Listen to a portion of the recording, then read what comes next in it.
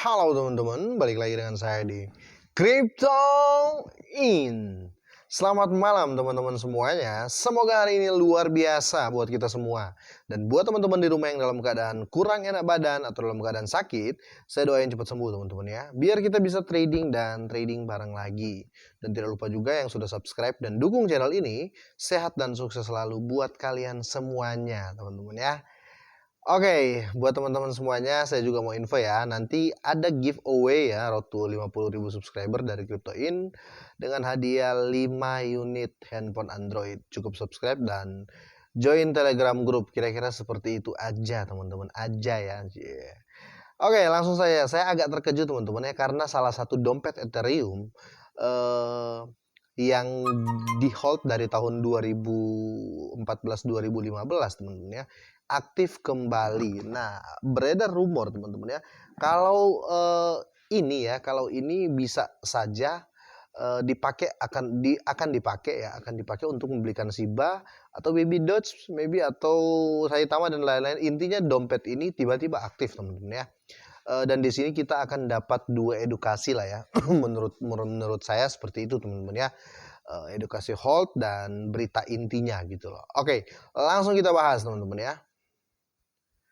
Oke, dan untuk market ya, saya review market dulu sebentar. Di sini market mulai pulih sedikit banget. Kadang ada yang harga mantan ya, harga masa lalu lah kira-kira seperti itu. Tapi Bitcoin lumayan ya.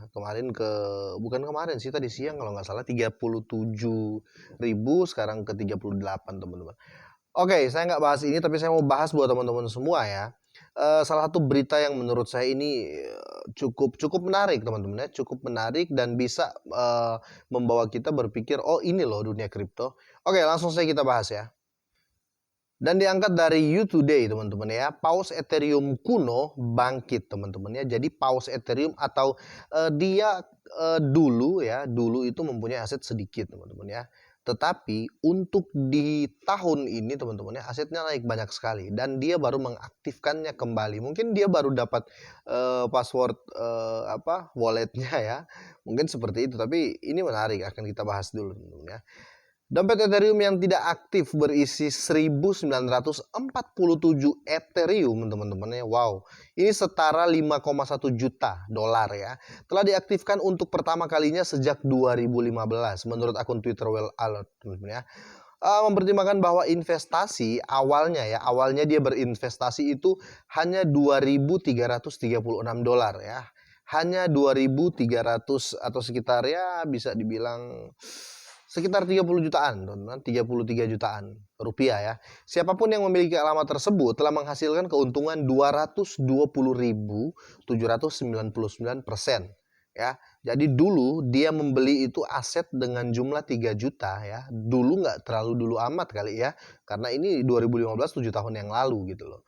Dan dia waktu itu membeli hanya dengan 33 juta sekitar itu, dan dia mendapat 1947 Ethereum teman-teman. Dan sekarang teman-teman ya, hasilnya sudah menjadi 5,1 juta. Nah, inilah yang saya bilang edukasi buat teman-teman semua yang ngehold. Ketika kita ngehold koin atau token yang betul-betul menurut kita pribadi project bagus, bisa dipercaya, nah inilah hasilnya teman-teman. Oke, saya nggak bahas ini ya terlalu dalam. Yang penting kalian sudah tahu pokok dari yang ini ya. Saya mau bahas di sini.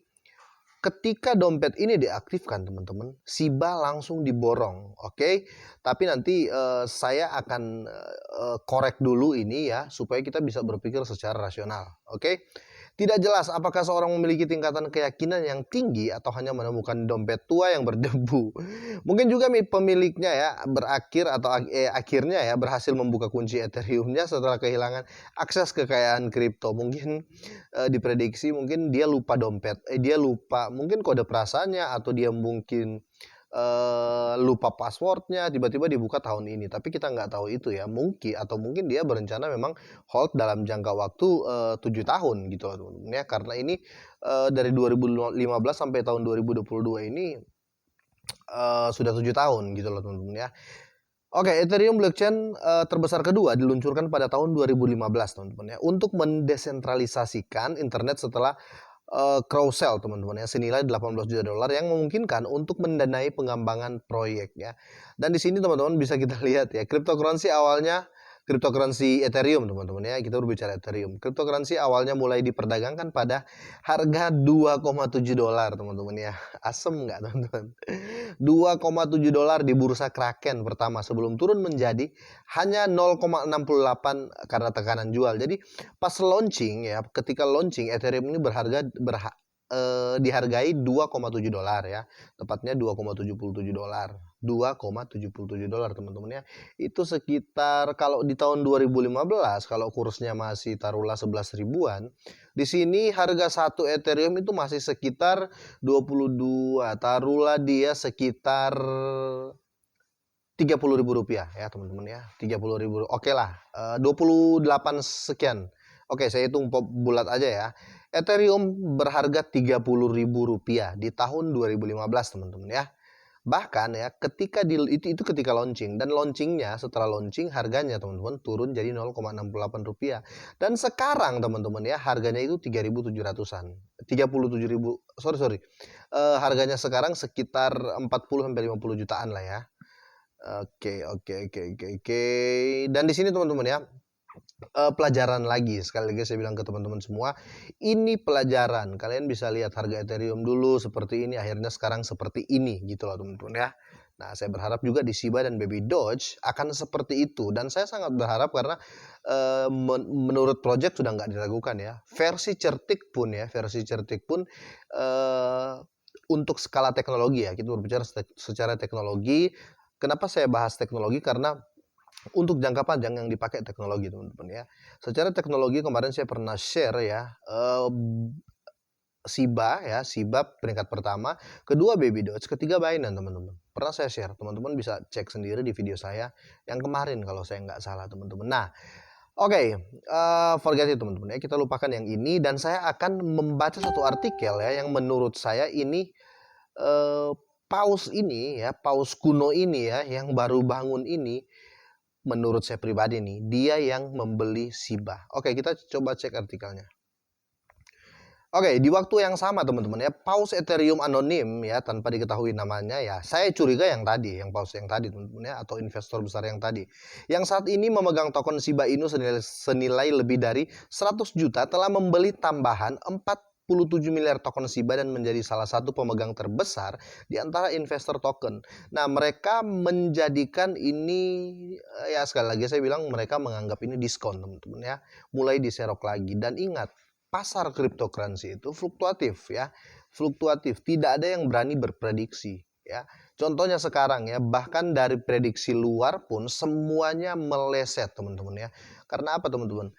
Orang yang punya uang kita nggak bisa tebak ya. Kadang-kadang orang itu kelihatan seperti biasa tapi dia punya uang ya, tiba-tiba pasar lagi gini dia menggunakan FOMO dan dia tiba-tiba memborong gitu loh. Ini yang terjadi saat ini teman-teman, karena ini lagi diskon habis-habisan gitu loh teman-teman.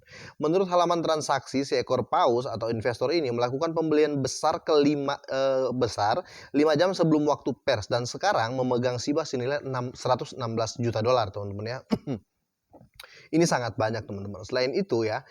Selain Shiba Inu, dompet tempat ke-15 menyimpan berbagai token senilai 600 juta yang terkait dengan Adidas, Twitter, dan YouTube teman-teman. Tapi menurut saya ini semua teman-teman ya mulai kelihatan kalau memang selagi-lagi ini politik teman-teman ya. Oke, kita berbicara masalah market saat ini. Market saat ini ya saya bisa bilang 80% ini politik teman-teman ya.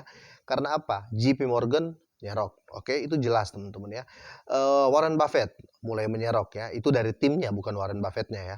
Dari timnya teman-teman. Dan di sini juga diserok lagi teman-teman. Jadi seakan-akan kita para pemain retail, pemain kecil itu digantung teman-teman ya.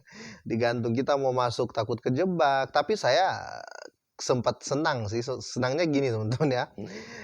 Ketika konten saya yang tadi siang kalau saya nggak salah ya, sekelas paus ya, sekelas investor besar ya, nyangkut 2 triliun.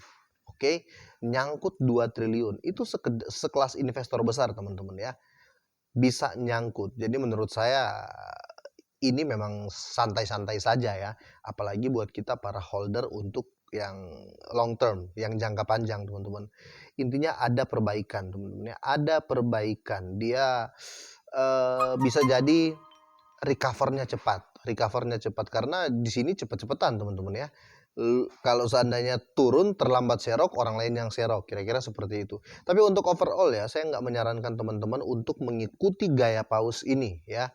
Jangan jangan kalian, berpikir, "Wah, ini paus serok nih, saya juga ikut serok." Jangan seperti itu, teman-teman ya. Jangan seperti itu. Kalau kita mau seperti itu minimal dana kita kencang, dana kita gede gitu loh. Kalau cuma kita modal 5 sampai 10 juta, jangan bermain versinya paus, teman-teman ya.